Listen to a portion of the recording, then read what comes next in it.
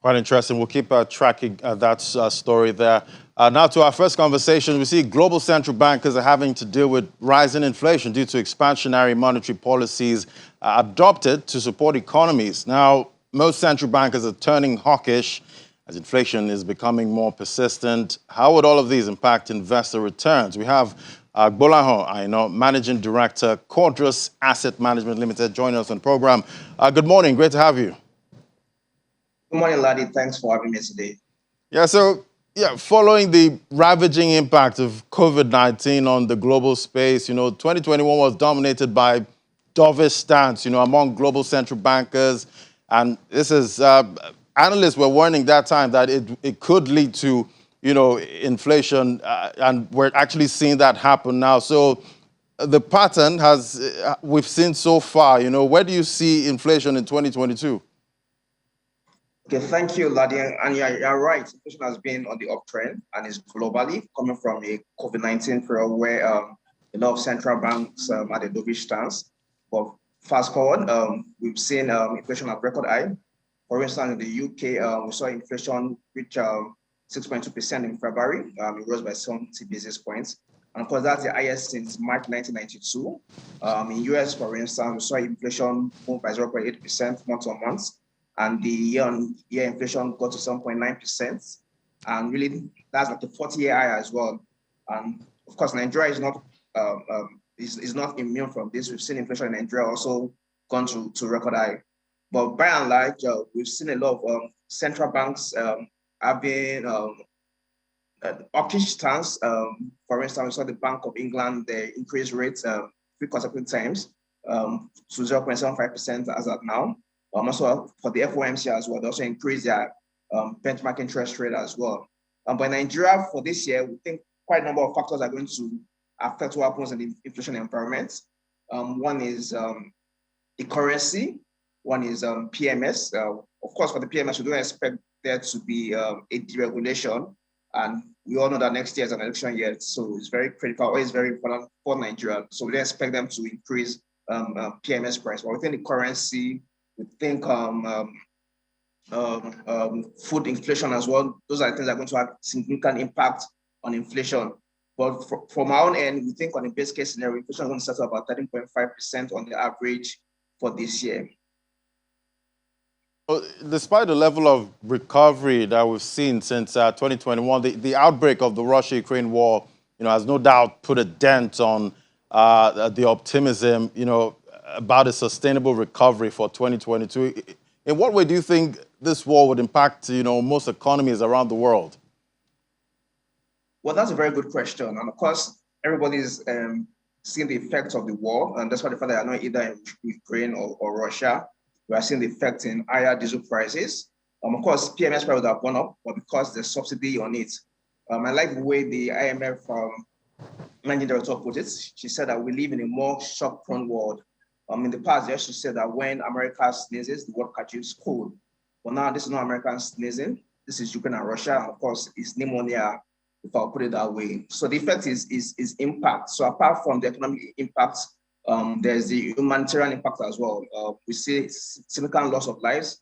We've seen a lot of refugees moving from Ukraine, moving to neighboring countries.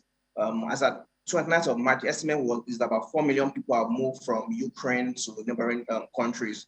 We're also going to see impact in terms of prices, commodity prices. We all know that Russia and Ukraine, they control about 30% of wheat production in the world. So of course, we are seeing the impact in rising costs of wheat. We are seeing the impact in rising costs of gas and fuel. Nigeria would have seen significant impact in PMS. Of course, there's subsidy, like I mentioned. And I think another thing to mention is that we're going to see a lower business confidence level. And we're going to see, and this is going to weigh in on asset prices. And this is going to potentially spur capital outflows from emerging markets. So really the impact is massive. Russia, for instance, Russia is the third largest oil producer. And they produce about over 10 million barrels per day. Nigeria just has about 1.5 million barrels per day. So you can see how humongous that is. So for a lot of policy watchers, policymakers, for instance, so it's quite a delicate period for them. So they need to trying to maintain a delicate balance between either hiking rates or trying to support economic growth. So we're going to see slower growth for a lot of economy. We would have seen a lot of increase in growth, but what is causing, we are seeing slower growth. We are seeing disposable income reduce because you have to pay much more for things on the shelf, pay much more for gas, pay much more for gasoline. So for people, for individuals, it's going to be lower disposable income. For the economy, for instance, it's going to be slower growth. And we're going to see a lot of mobility in terms of refugees moving from the war-prone or war-torn Ukraine to neighboring states. And of course, it's going to affect supply chain. There's going to be supply chain disruptions as well, because for a lot of neighboring countries that do business with Ukraine, trade with Ukraine and Russia, for instance, we've seen a lot of sanctions that the developed economy or the Western world have imposed on Russia. And of course, a lot of those sanctions is also going to impact on emerging markets and other people that Russia has trade flows with. So I think it's going to be significant. And but there are dialogues going on, conversation going on, and we are hoping that this can be resolved as soon as possible.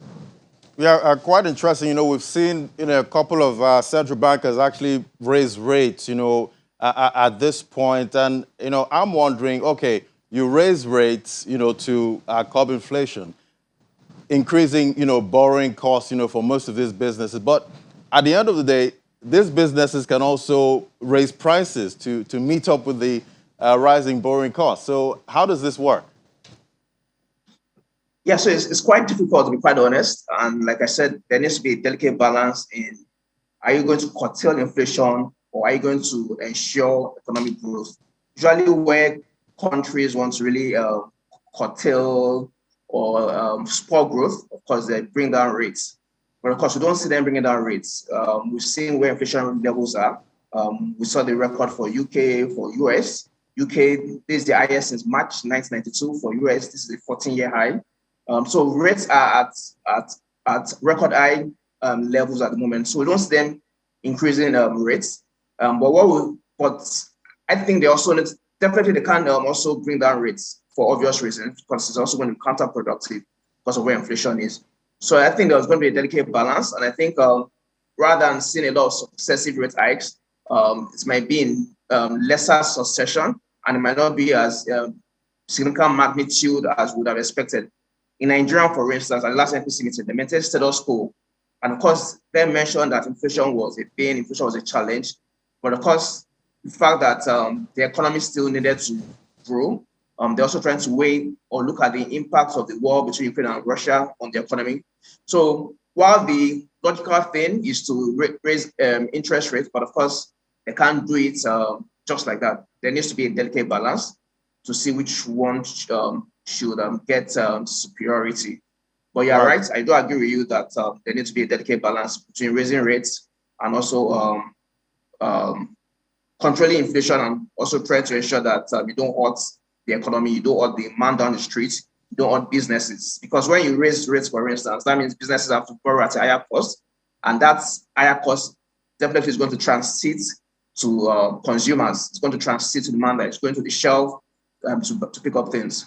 So there needs to be that delicate balance, and I think that's what the Nigerian Central Bank have been doing in the last couple of MPC meetings that they've been having. Right. And, we've seen, inflation has led to a massive reduction in investor returns. Most investors are interested in possible strategies that would help them achieve, their desired returns. So I'm wondering, how do investors actually balance all of this? Okay, so this is like a pretty tough time to really navigate, to be quite honest, because few assets are giving you real return, positive real return on an inflation-adjusted basis. If you look at where the Treasury bill yield is, although for the last auction yesterday, it went up to about 4.4% for the 1 year, but the last auction was 4%. So these are really record low levels. If you look at where inflation rate is at 15.7, Treasury bill at 4%. So that's like a negative 11% return. Fixed deposit rates with bank, they are all single digits, less than 10%. The NSE share index have done about 9.8% year to date.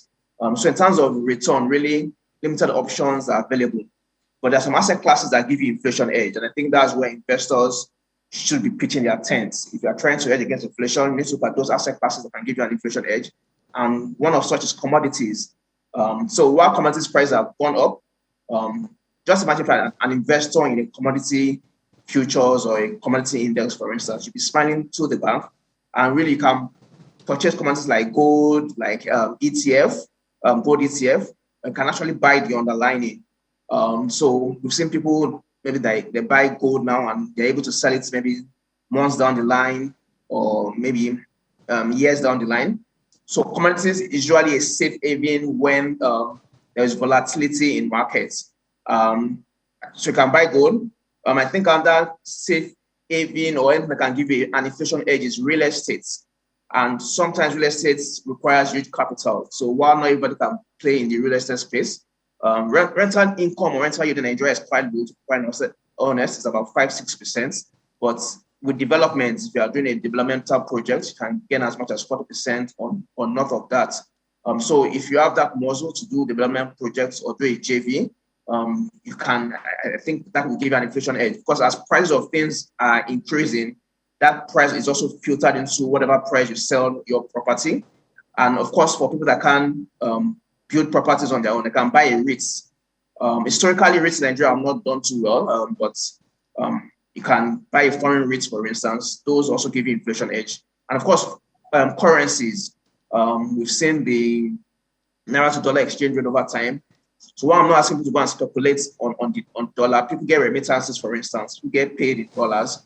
Those sort of funds can either go into a dollar mutual fund, and that gives you like a twin benefits. There's benefits of inflation or a currency edge, and also benefits of return. So you earn return on your investment and you also get a currency edge. So I would say commodity, I would say real estate, I would say currency. And for equities, not all equities, so you need to be selective in what you buy. You need to look at the fundamentals, and you can always speak to an advisor if you're not too sure what to buy. But at the moment, money market wouldn't give you an inflation edge.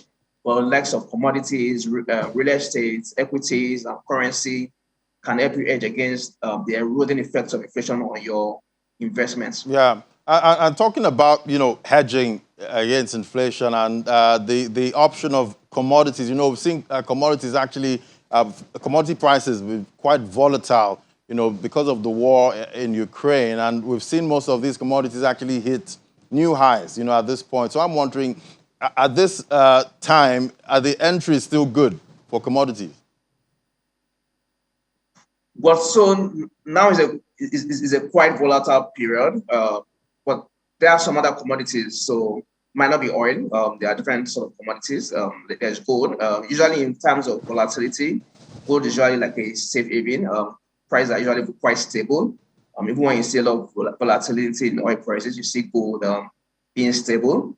There are also some other commodities that people can buy. So you can buy a commodity ETF, for instance, and that's rather than thinking or wondering what to buy, you can buy an ETF that really mirrors a particular commodity. But you're right, commodity is volatile, but it gives you that inflation edge as well. But in investment, I think what is important is one needs to determine how long you're investing for. So what is your investment horizon? What sort of risk can you take? And how long do you want to invest for? But I would say always speak to an advisor, and they will direct you and advise you appropriately. Because sometimes in periods of market volatility can be quite confusing in knowing what exactly to buy. Yeah, quite interesting times. Not finding the right entry into this market, but one of the major drivers of inflation globally has been the rising cost of energy. But, regardless, Nigeria's inflation has remained high, even in times of low crude oil prices. What is Codrus's prediction, in terms of inflation for 2022? Okay, so we looked at inflation in terms of what are the factors affecting inflation in Nigeria. So one is the security challenges, and that has really affected farm produce, it has affected transportation. We looked at currency pressure in Nigeria as well. Looked at the electricity tariff hike. That is being done gradually. Of course, that's going to impact on a lot of things because most manufacturers, electricity is a major component of their outputs. We also look at the market determined price of PMS. Like I did said earlier, we don't expect that to change. We still expect government to maintain the subsidy. And of course, the FS supply constraints that weighs in on manufacturers, that weighs in on producers of goods and services. And that's usually translated to whatever price they give the consumers. So on our base case expectation, we expect inflation to settle around 13.5% for the year.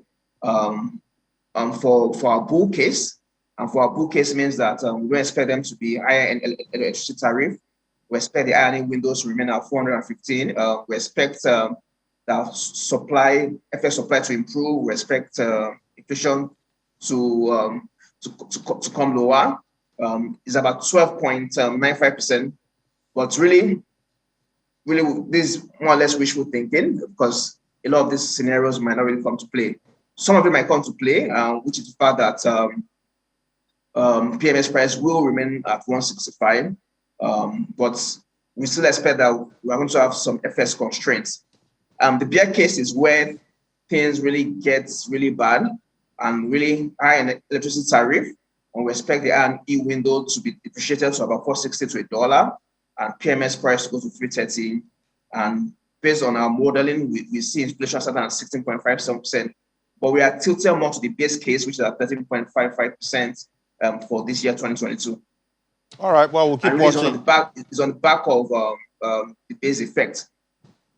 All right. Well, we'll keep watching how risk assets play out in 2022. Quite interesting times. Thank you so much, Golan, Managing Director, Cordras Asset Management. Thank you for coming on the program.